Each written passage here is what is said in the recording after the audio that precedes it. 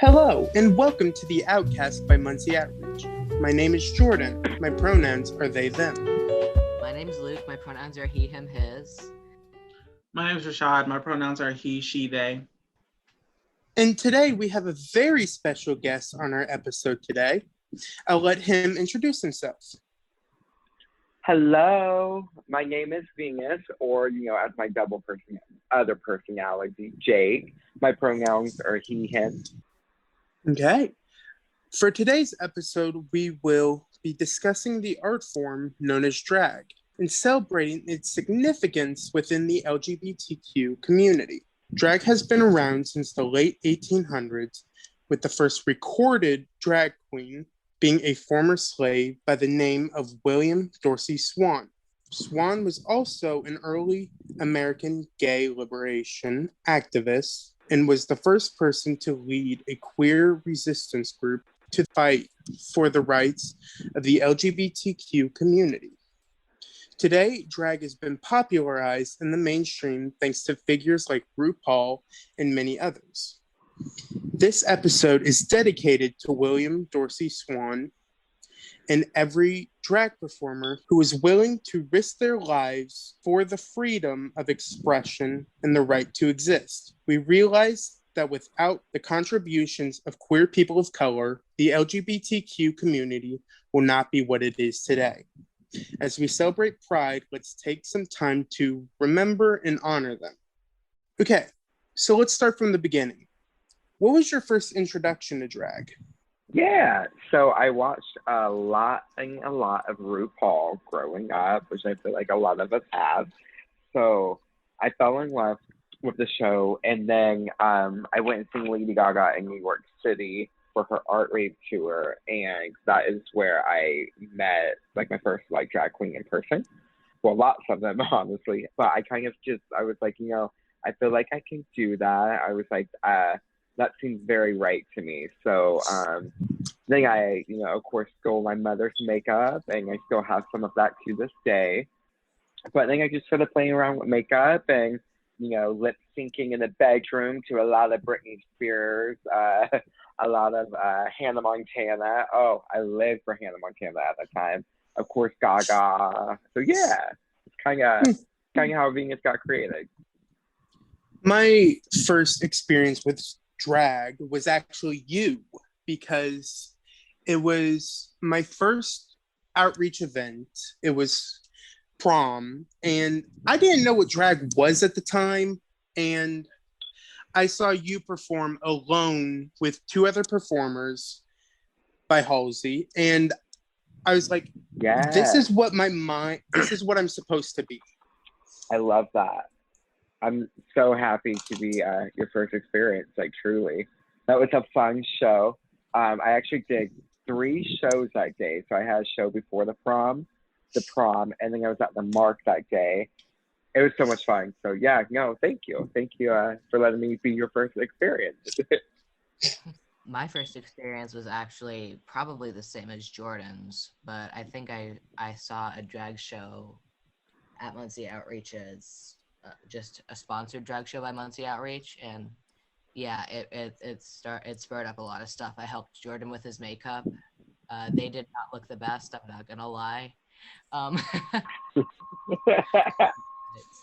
think we've both grown, and we've both come a long way with the art form, even though we haven't been able to perform except for one time for me, which was at another prom event.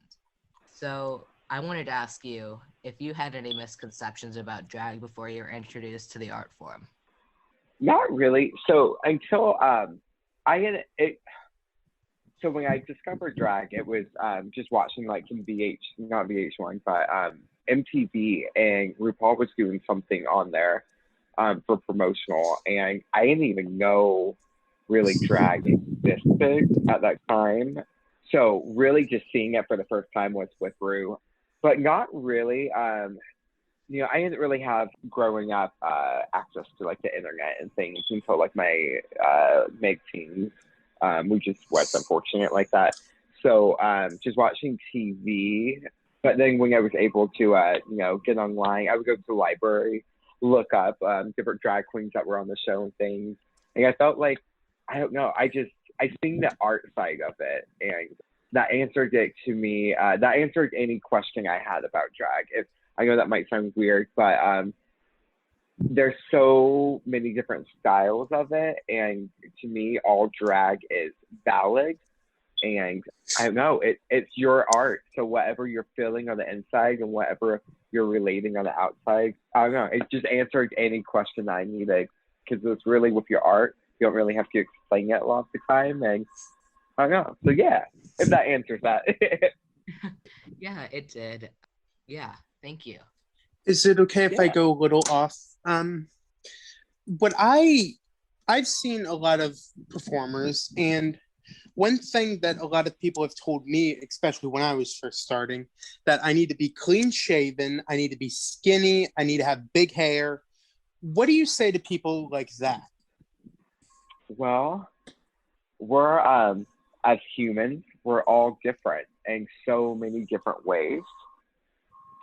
So to put humans in a box, you know, and constrict them to one thing, I don't think that's right. You know, that's not possible too.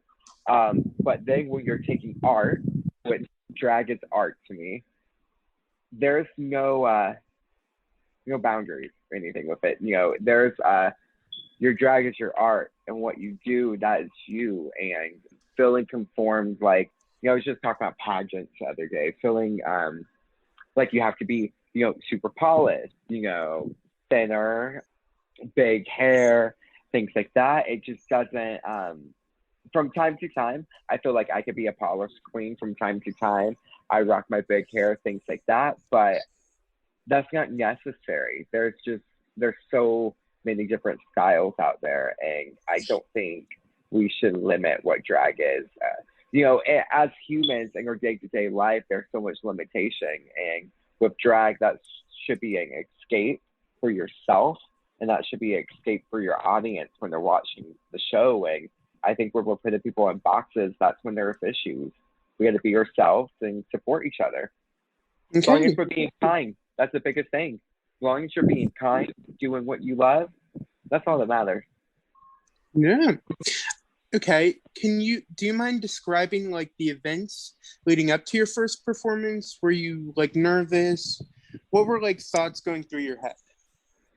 Well, on my first performance, if someone would have taken the blush away from me, that would have been very helpful, because I definitely have deleted all of those photos from social media. You will not see those photos on social media any longer. Yeah, no.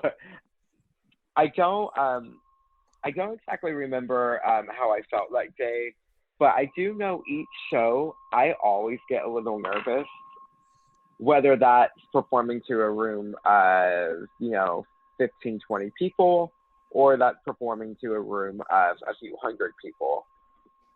I always get nervous. You know, I always want to do a good job, but no matter what I'm doing a good job. So that's why I always try to tell myself. But I just get super excited. Lots of excitement, and I'm always super focused when I get out there. So yeah, no, I just yeah, so good. I'm sure I was nervous back then for sure. So would you say that you feel like equally nervous, like when it comes to like larger crowds and smaller ones? Like you feel equally nervous? So I think smaller crowds, I get a little bit more anxiety. Yeah, that's, as an actor, that's kind of how I feel. Like it's like bigger crowds, I don't feel as nervous, but I think it's because like I can't see them. But if it's like a really small crowd, I get really nervous because like I can see everyone's face. Yes, you could like feel them and see them and hear them. That's so, oh man, and that's You can see their facial expressions and yes. Yeah. So definitely bigger crowds are less nerve-wracking for me. The biggest thing though that is the most nerve-wracking on stage is the light. So I think the lights good thing is I don't perform in a lot of like theaters. I like theaters, but when you're on stage, which is anyone that does the acting, you guys will relate to this. When that auditorium is black and they just got that one spotlight on you, you can't see anything off that stage. And I remember I did the last pageant I did was a few years back, I think 2017. And when I was on stage and I was dancing and things like that, and eventually I had to get off the stage to go to the audience. It was like a competition to raise money type pageant, so we were allowed to get off the stage, things like that. But I could not see a single thing besides that spotlight, like not even the stage. I was like, well, we'll see. I'll know when I hit the end of the stage. I'm weird because like I like that because then it's like I almost forget that the audience is there. So like I kind of like being blinded by the lights. Like maybe I'm gonna go blind soon, but I kind of like being blinded by the lights because then I'm like, it's almost like the audience isn't there and I'm just like acting towards some like very shiny blob. I don't know. And it makes me forget that they're there. And so the nerves kind of go away. Because I'm like, oh, they're not even there, even though they totally are. They're like, I'm creeping back here. I here. can't see them, so. Exactly. It's exactly like that. I wanted to ask you, how do you feel about the mainstream depiction of drag in shows like RuPaul's Drag Race, as opposed to like older depictions like Paris is Burning and stuff like that? So, I mean, like I said earlier, growing up, RuPaul was something I watched. Now, and for the past few years, RuPaul is something I do not watch. I'll peek at it from time to time. But it is any films. There's so many amazing classic films from back in the day, and even when Ru was on TV earlier on, which I do know, like earlier on with Ru, people were more like feminine fitting, like they went like that style. But I feel like for a while, like a few years ago and whatnot, everyone was supporting their drag race queens, which nobody was really supporting their local queens. It was drag race was a big thing, but it was putting this whole it was putting us in a box, and so that's your specific reason as to why you don't watch RuPaul anymore, because of the pushing of a certain aesthetic? Yeah, which I know, like, I've heard, like, the past season's gotten a little bit better. They're being a little bit more all-inclusive, which I'm like, I feel like we, the LGBTQ plus community, we need to be all-inclusive a little bit. We need to be a little bit stronger with that. Like, we're already divided from the world so much. Why are we doing that to each other in our own interesting community? It's interesting because, like, from the little bit I've watched of RuPaul's Drag Race, it seems like they tend to go for a more trans feminine kind of aesthetic, where it's like they're almost trying to like pass as female, but then there's this sort of hesitation to like let actually like trans feminine people like on the show. It's always been very confusing to me, because that's always been a question as to why like trans women haven't really been on the show, and so there's always been pushback for that. Right. Yeah. I just always thought that was very interesting. That's the reason why I've heard about transphobic comments that he's made and stuff like that, and how he does not consider trans feminine people to be real drag or authentic drag, and there's been a very small amount of representation on that show. And as somebody who is trans masculine, I can't speak for how it affects the trans feminine community, but I know it really kind of hurted to see somebody who does not look at all like me trying to do something that I'm really interested in, and to be considered and treated like I'm cheating almost because I was born in a female body. Yeah, it's sort of. I wanted to ask you, is it still considered drag when somebody is fully transitioned? I'm sorry, that cut up. Can you repeat that one more time? It's all right. I just wanted to ask you if it's still considered drag if somebody is fully transitioned. hell yeah, anyone can do drag. I don't get when someone's saying, anyone from the trans community, or, I've even heard the term that it's like a straight guy can't do drag, or, like females. There's so many. Drag is for everyone.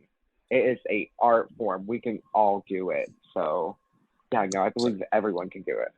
I like how you mentioned straight guys can do drag because I watched this movie. It's an awful movie, but I love it. It's Cherry Pop. It's on Hulu. Check it out. It is a time, but there's this straight guy who wants to do drag, and all the queens hate him for it because they call him a breeder. And I'm just like, drag is literally for anybody. Sorry, I just had to bring that up. Yeah. I think also because especially like when people say like trans women shouldn't do drag, it's very confusing to me because like, especially given the history of drag, because like trans feminine people have such a relationship with drag culture, like especially like in the 80s and 90s, like where most trans feminine people couldn't really afford to like fully transition. So like drag is like the main outlet they had to experience any kind of gender euphoria, because it's like if you're living in the 80s and you're a poor Black trans woman, like you can't get on hormones. Like you're not getting a breast augmentation. Like the best you're gonna get is like wearing some ball gown and putting on some makeup and strutting your stuff down a ballroom, because you don't have the resources and you don't live in a society that is really, prioritizing your care like as a trans feminine person. So like to say to trans women that they don't belong in drag when they've always had a history in it, and plenty of trans women have, been like mother figures like within drag in the ballroom community. I don't know. It's just confusing. Yeah, no, I definitely, that's something I kind of touched on earlier is, within our community, it seems like we're very divided still. And something that I feel like the gay community does is we divide ourselves from the trans community. And example, I've been telling, before when on RuPaul, they wouldn't allow someone that was trans on there. Or I just see so much trans shaming, and I don't understand why it's happening, or why we're going to continue to divide ourselves.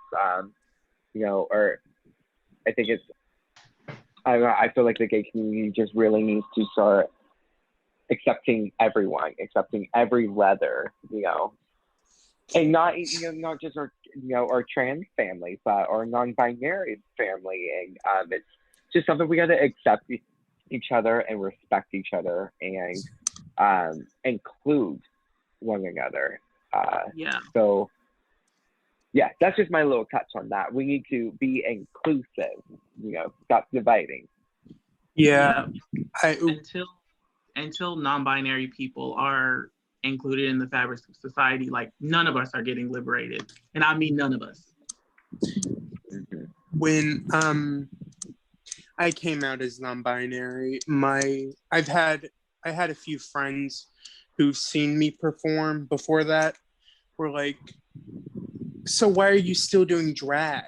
Because I don't exactly know why they wanted me not to stop, but like it just hurt because drag's always going to be a part of my life, no matter how hard I try and get rid of it.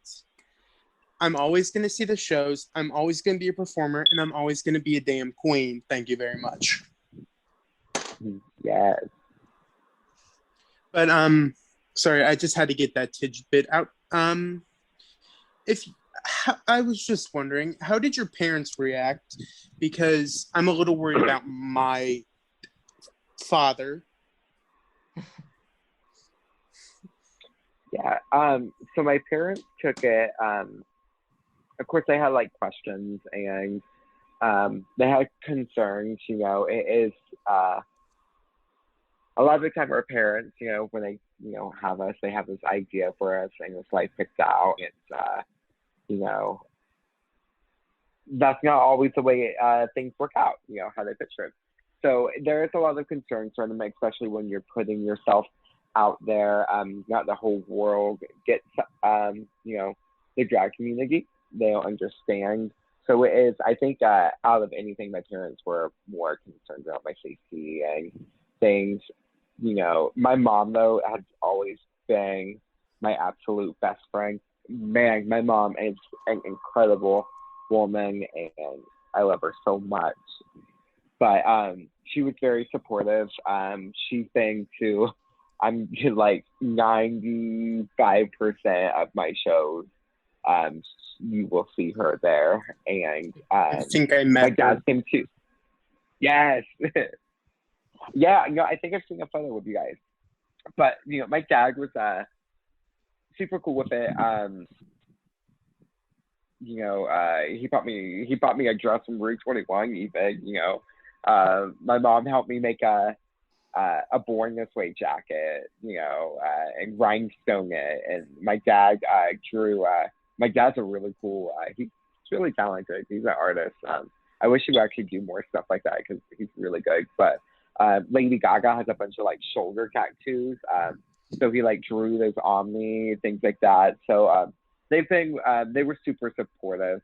You know, I think it just took them some time to get around the idea. And I've been doing drag for like 8 or 9 years now. It's been a hot minute, but I think they're very proud of what I've done and the impact that I've had on my community. And I think they're so amazed on how much joy and how drag can really change some things for people. So yeah. What was your favorite number you did, or one that comes to mind? Ooh, man, that's a hard one. So a couple, I guess I can answer this. A couple of my favorite artists, Lady Gaga. You know, I love Gaga. And then Evanescence.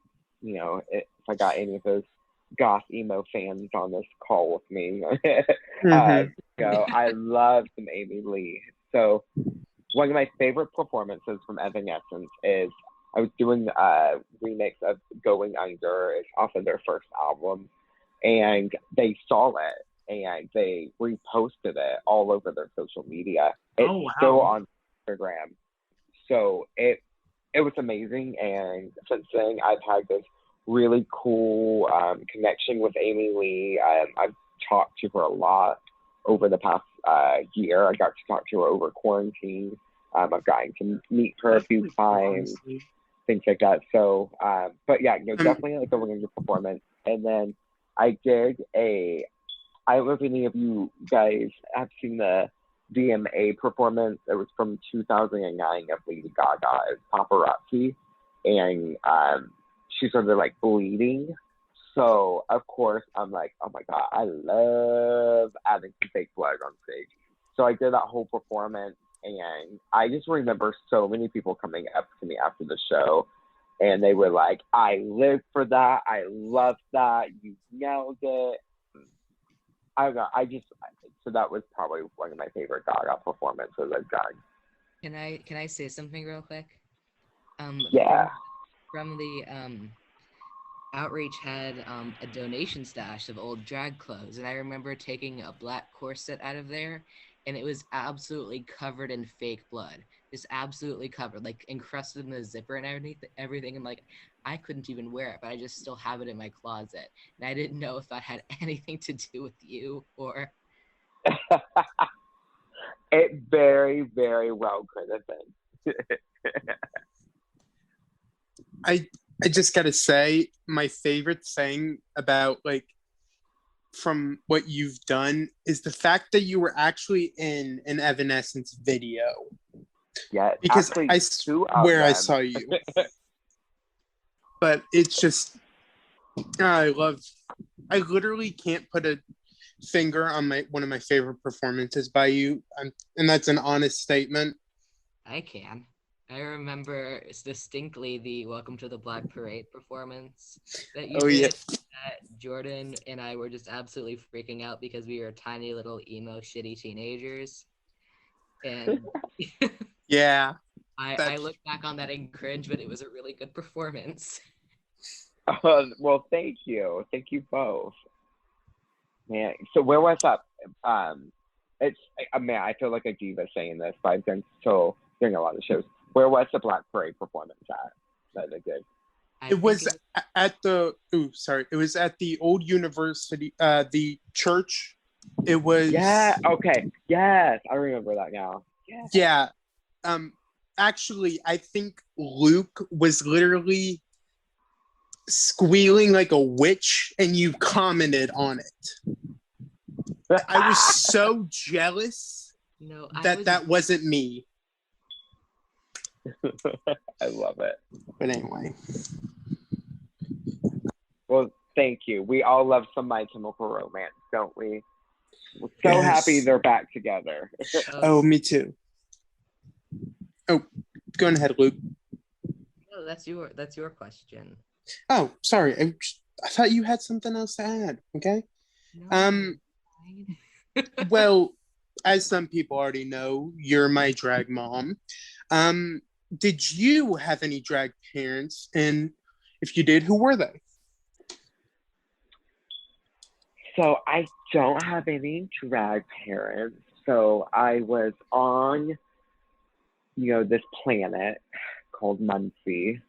And, I was just a star in the sky. And then I fell to this planet. And, I always carry a piece of glitter on me and sparkle. And so that's how I was created. So, no, I ain't got no drag parents. But I do have plenty of children. So, got plenty of fantastic children. Some that, still do drag. And I have a few kiddos that don't do it anymore. I'm not really in contact with a couple of them, but I think what they did during their time was awesome, and I am proud of my drag family. So, but yeah. If you don't mind, could you explain a little bit about what a drag parent is for our listeners? Yeah, well, I think I do think drag parents could be different for each person, and what you get. Some people want different things out of a drag parent, but most of all, I think a parent is someone that helps bring that character to life, that persona.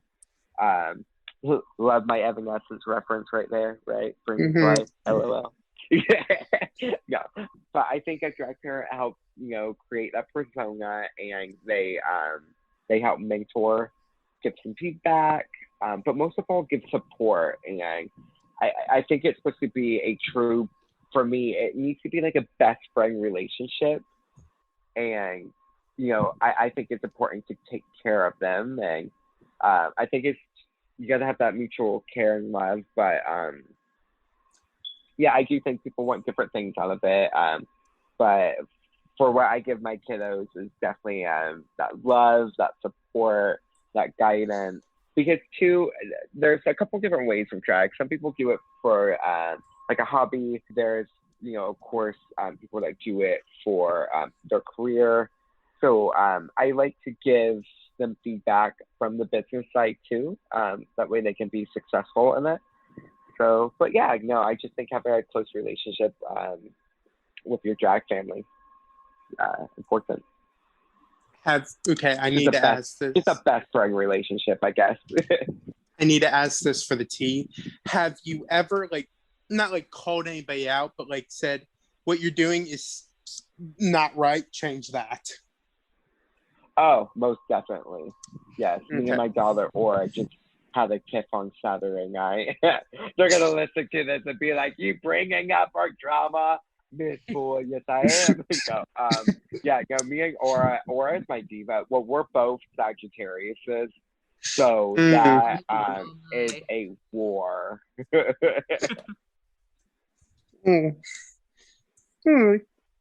Hmm. But I think that's important. You got to be honest too. And when someone's doing something wrong, or you want to help them out, of course, stay positive with it, stay respectful with it, things like that. But it's always important to be honest and give honest feedback. Yeah. I wanted to ask, and this is like a question that I've been like dying to hear. What are some artists that inspired you? Like, did you take any inspiration like from any drag queens or like any just regular performance artists? We've already heard about, Lady Gaga and Evanescence, but I was wondering if there were like any queens really. Yeah, so I did really, really, really love Raving. That was one of my faves. And then Adore. I love Adore. So I talk about as like drag entertainers. So Raving, Adore, Bianca. Oh, yes, Bianca. Sorry. I love Bianca. And then Alaska. I live for Alaska. So those are like some of my definitely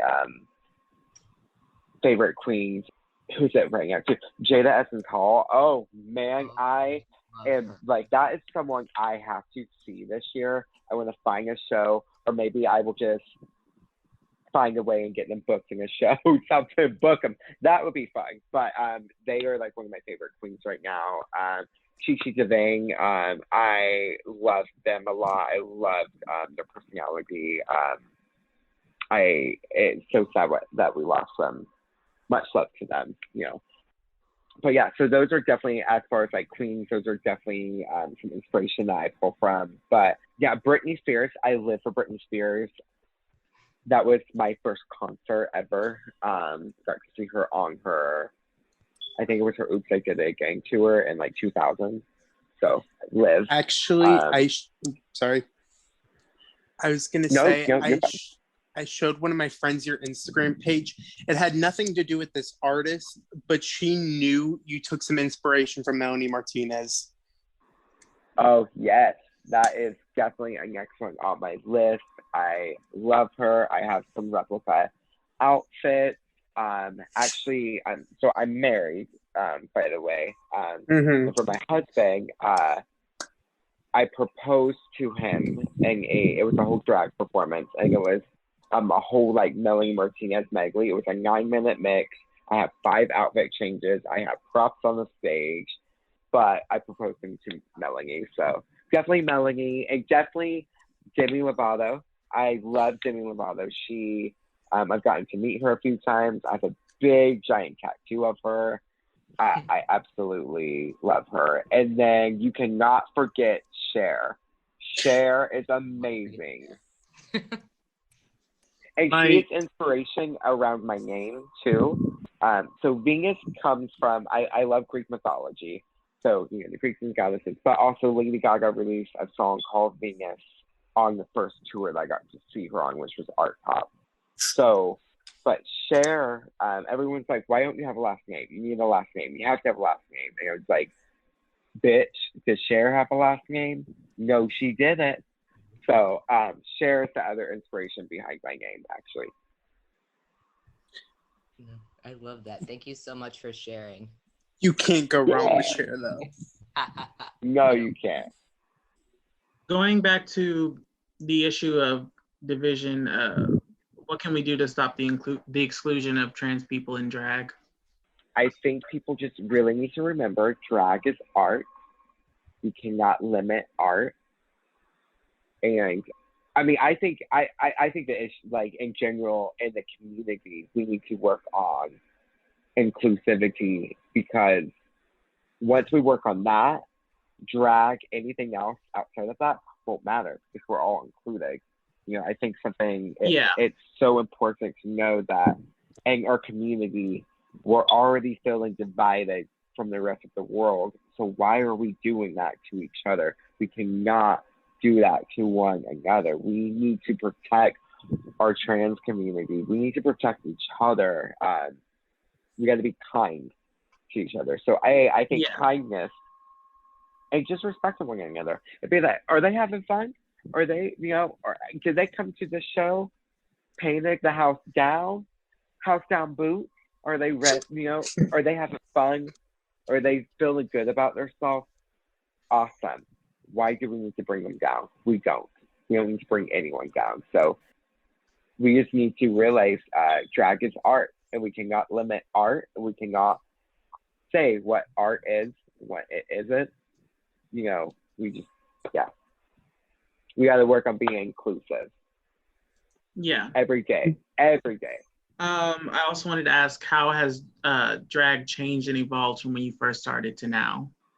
If you feel like it's changed. Yeah. So I started when drag was not so mainstream. This was like 2012, 2013. Drag really hit mainstream a few years. But I mean, of course, it hit mainstream to a certain level, but it really blew up a few years ago. Yeah, I get what you mean. There was definitely a... So, I feel like in our community, so in the Muncie community, there wasn't as many shows. There wasn't as many venues that were having shows at them. You really can only go to the market and catch one. So I started working with Be Here Now. I love Whitney so much. They are the owner. You know, Whitney, if you listen to this, I love you. Without Whitney, I wouldn't be here doing this. So Be Here Now has been home to me. The mark has become a home. I was Muncie Outreach's first kid to walk in the door. So that became a whole family to me. And this community, with all of that behind me, I direct shows. So I don't just perform in them. I direct them. So that is me organizing them, lining up the people, doing the flyers, handling everything for the event. So, you know, having those strong people behind me, I was able to push at doing shows a lot more places, you know, being that outreach and getting it out there. And then I was able to invade Kokomo, and I'm doing the same thing with Kokomo. I was able to invade Newcastle, and I'm doing the same thing there. And, you know, and I couldn't do it without other entertainers in this community. You know, Glinda, Be Fierce, they are a great friend of mine, and they have put so much hard work in this community, and it's incredible. And you know, I first started kind of with Glinda and Courtney Kelly, or Courtney O'Kelly. They were Mr. and Miss Gay Muncie around then, and they put a lot of work in. It was all three of us. I really like to say pushing that. You know, we were not.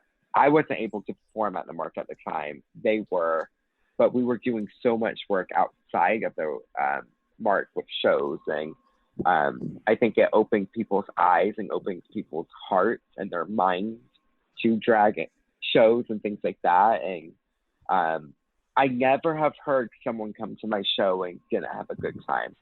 Everyone that came to my shows have always said that they have felt so included, that they felt happy and they feel loved. And, you know, that's important in the community. And, yeah, so I think it has definitely evolved a lot and changed a lot. And now I feel like there are drag shows everywhere. And I think that's incredible. And being able to do these shows and direct them, I have been able to work with so many new and young entertainers, people that are performing for the first time. I've had people get on my stage for the first time ever and performing. It's amazing to be able to get on Instagram, you know, this many years later and see them in other towns doing shows and see how they've evolved. And, you know, so I like to say I've had a little part of that, and being able to have these shows and have all these people be in them, and then us all go do our own thing, and definitely involving. Yeah. I might get a little sad really quickly, but I've honestly never had a bad time at any of your shows. I've genuinely cried my eyes out from the amount of, like, I don't want it to sound like this, but the amount of ecstasy I've seen. Just like, this is just honestly God tier, because I've never felt more like included at except for at a drag show and outreach. Because at school, I'd be left behind and all of that. But with drag, I feel like the person I'm meant to be. And it just brings me, and I'm saying this for so many people, so much joy to see you perform. Thank you. That really means a lot to me. I really mean that too. That's all I want to do. So with drag, you know, it started with me just wanting to do it, but I later on I found my purpose with it, and that is to make someone smile and to make someone feel good about themselves and to talk about mental health, because that's really, really, really important. So it really does mean a lot, and brings a lot of joy to hear that I can have that impact on all of you. And I will say this as long as I am doing this, and even I'll say this until the day I take my last breath. Venus is nothing without all of you guys, without all of my my supporters. You know, all of you guys are truly family to me, and I have so much love for all of you, and so much gratitude. But Venus is nothing without you all. You guys created Venus, and I just get to be lucky enough to play the role, I guess. So thank you for having me. You know. Yeah. So I know you've mentioned some people do this for like their full career. For the audience, how much usually should you tip a queen?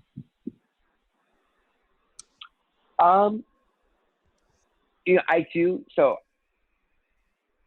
for me, it's not so much about money on here, but drag is very expensive. Takes a lot of money to look this cheap, darling. Yes, yes, them. But I think I'm not going to say that you should tip a queen a certain amount, no. But if you have something and if you can spare something, you know, most of the time there is a cover, so you might pay a cover, and then you might get a drink, and you might only have a couple bucks to drink the bar, or to tip a queen or a king or whoever. I think staying engaged is the best tip that you can give. You know, if you only have $1, that's fine. If you have no money, that is okay. But staying engaged, it is a little disappointing when you're on stage and you are like going at it, and someone's just looking at their phone. Now I kind of will just sometimes go and lean in front of them, and I'm like, "Hey, look at me, because you paid this money to watch me, so look at me." But no, I think staying engaged and, you know, clapping and cheering and watching the entertainer, for me, that's the best tip ever. I love to feel the energy from my audience. So if you're in it and connected with me and jamming out, that's the best. That's the best joy for me. So stay engaged, and it's free. It's free to do that. So that's the best tip. Your throat might be sore in the morning, but it's always worth it. Exactly. Hey, every concert I ever go to, I have no voice the next day. So that's why I expect at every show. Nobody better have a voice the next day. And if you're of age to drink and you like to drink, you better have a hangover that next day. And, you know, if you can't drink, that's okay. Your feet better hurt the next day, because that means we all partied and had a good time. So, rules of a rock star.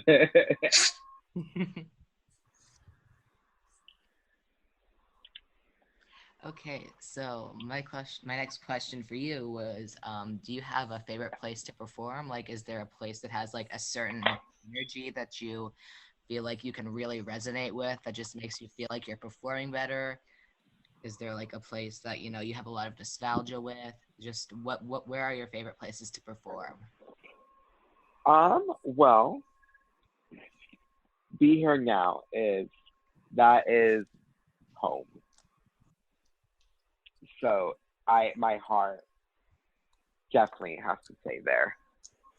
It's something about a Be Here Now show that you go to, and the energy, and I don't know, it's incredible, so fulfilling. And I have so many other amazing venues that I've gotten to perform at.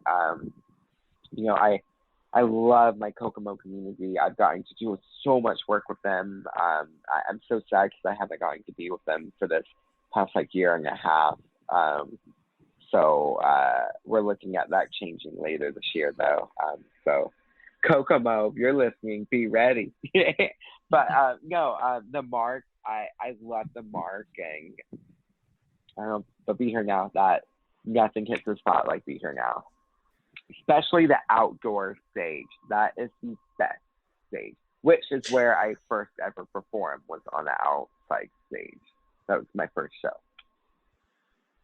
How long does it take you to get fully dressed, would you say, on average? Makeup or dress? Both. Or just in the whole get up? Yeah, just the whole get up. The whole. If I could have my choosing, I would like an hour and a half to 2 hours. Just because I will glue down my eyebrows and put my eyebrows on. And then I'm like, oh, my cat. I'm gonna go pet it. And then I'll do one thing of eyeliner. And then I'm like, oh, there's my other cat. Come here. So I've got 4 cats and 1 dog. So it definitely takes me 2 hours if I can have it, because I get distracted with them. And I just like to jam out to some music and do a little bit of makeup, talk a little bit, things like that. But I can be in whole get up in 40 minutes, 45 minutes. That is I have a kind of up close and personal question. Yeah. So I myself, I identify as a trans feminine person, but I've never tucked before. And so I've always wanted to ask a person that does drag, if they tuck, and if they do, how, and does it hurt? And yeah. It hurts for sure, especially if you're using some duct tape. They do have things called a gaff now, kind of like a thong panty, that works really well. Is the gaff less painful? Oh yeah. Okay. It is a little bit. But yeah, there's definitely you get some free time if you Google a little bit. But it's just a lot of tucking and folding, and you'll get there, and it will hurt, but you'll get there. So do you get used to the feeling eventually? Probably not.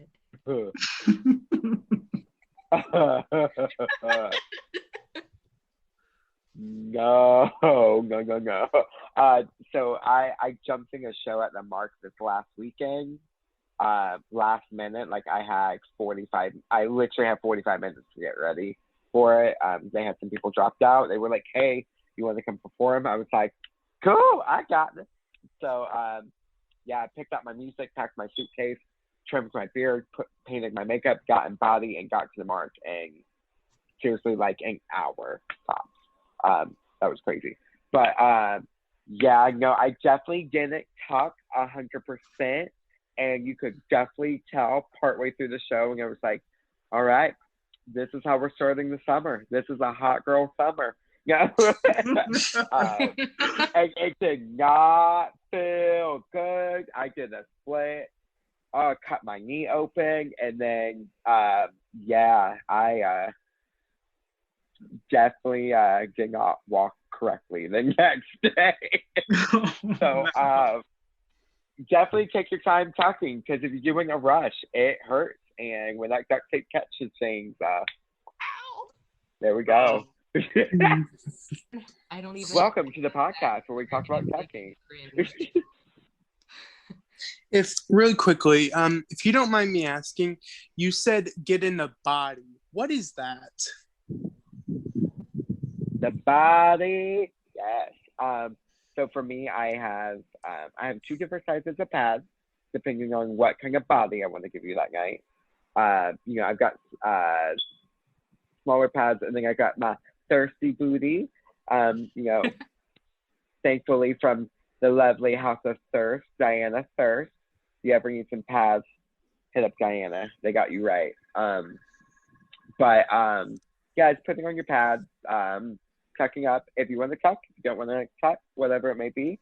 But for me, it's putting on my pads, getting tucked, and putting on a few pairs of tights, and then a couple pairs of fishnets. I don't, unless I'm like wearing a gown, something like that, or something I really want to be cinched into, then I'll put on a corset. But I don't normally just wear corsets all the time. I'm trying to embrace my natural body a little bit more. Well, from like the waist up a little bit more. So I'm not really doing so much corsets, things like that. I'm letting my stomach be a little bit more natural, things like that, which I think has been looking great. I'm proud of what I've been putting out for the past, hot second. So, but yeah, I know, of course, like sometimes like I'll either wear like a bra filling with some boobs, or sometimes I don't want to wear boobs, and that is a choice. You just to make it known, a drag queen does not have to wear boobs. Saying not something you have to do. But yeah, so that is kind of my body, and everyone kind of bodies a little bit differently on what they want to wear or have on. But mine is just a couch cushion, some fishnets, and some tights. Pretty much all. Wow, it sounds like a lot of work, and it really does make you appreciate the art form a little more, knowing you have to wear at least 3 pairs of tights to get all that secured. Yes. Well, and I have like very black leg tattoos now, so I have to kind of wear a little bit extra. Otherwise, you will get like this weird subtle hint of Amy. I have Amy Lee on one side and Melanie Martinez on the other side. So there was, I'm gonna have to find this photo and post it. I came across a photo that someone took, and they had a flash on and the lights were shining on me really bright, and you just see these subtle faces creeping through these tights, and it is hilarious. So I learned my lesson that night. I gotta wear an extra pair just to get my tattoos now. Wow. It's almost like in the horror movies where like their like face is like pressing through the door like that. That's what I thought of. Yes. So my final question for you is there any advice you want to give to any future queens, kings, or just drag performers in general that might be listening? Yeah, I guess my best advice would be to continue to do you. Always stay true to you. And don't ever let anyone put you inside of a box. That is, can't do that. I think we all feel like we're drag entertainers, or just people in general. We all have dreams, and for me, I don't ever, I don't want to be like a famously known drag entertainer. That is definitely something I don't want. I'm very well known in my community and from my, my other jobs I do and things like that. And I love talking to people and meeting people. But sometimes for me, I just need to be able to disappear a little bit. So being famous or something like that, I could not ever want to do that.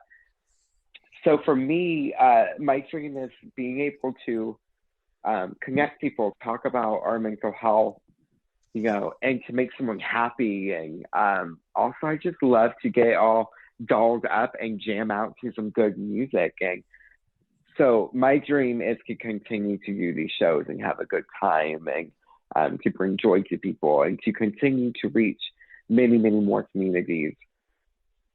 So with that being said, I think we all have different dreams. But I think always follow those dreams, whether it may be just getting in drag and going out and seeing the show, or being on that stage, or being on RuPaul, or being a traveling queen, or just doing it for fun, or even if you're just a supporter. Whatever your dreams are, follow them, do them, chase them. They're in reach. There's there's no reason not to. If we're living, life is, for me, life, I've had to learn a hard way. Life is not guaranteed, and tomorrow is not guaranteed. So why not really be who we are and be happy?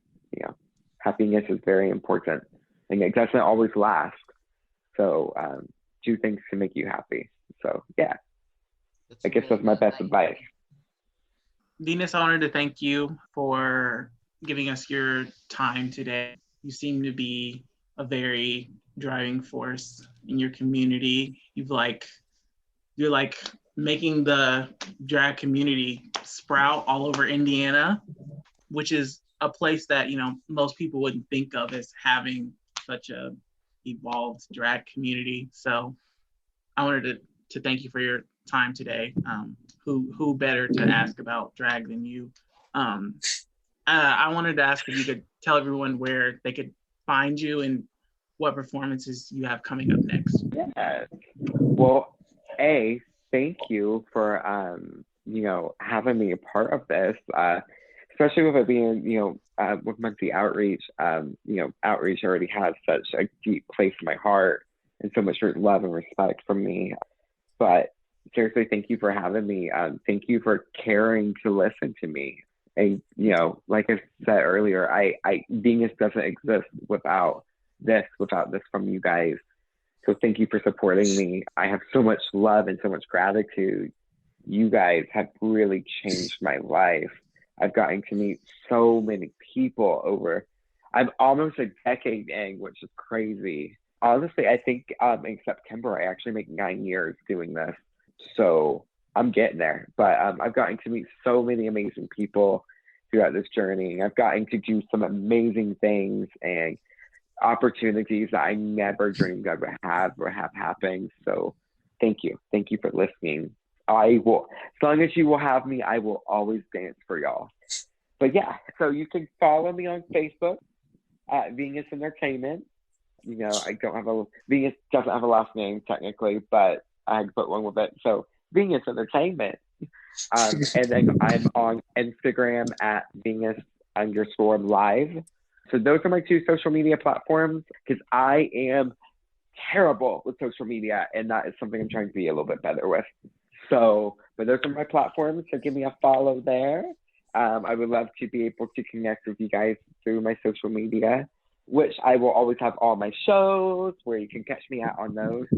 Like this weekend, this Saturday night, I'm going to be at Be Here Now. It's our summer show. It's the only summer show we're doing there, unfortunately, because I'm going to go camping this summer, so I didn't have as many Saturdays available. So sadly, I only can do 1 show there this summer. So yeah, I'll be at Be Here Now, and then I'll be in Newcastle in a couple of weeks. I kind of took a light Pride month just because I wanted to take some me time and enjoy doing some outdoor things. I have a new job that allows me to have weekends off. So I don't know what it's like to have a weekend off. So I'm having fun experiencing that. But yeah, I do have July dates coming out. I have August dates. I so far have shows booked all the way out to October right now. So it's going to be a fun 2021. Yeah.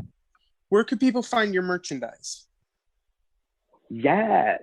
So I am currently working on a couple designs that are hoping to have out either late summer, early fall. But as soon as that merchandise releases, it will be available at my shows, and you can order it through like Facebook and Instagram. Like I'll have like Venmo, PayPal, things set up like that. You can place an order. I will personally package it up and then send it right to you. with a piece of glitter straight from my beard. No. But yeah, no, so I cannot wait. These designs are going to be so much fun.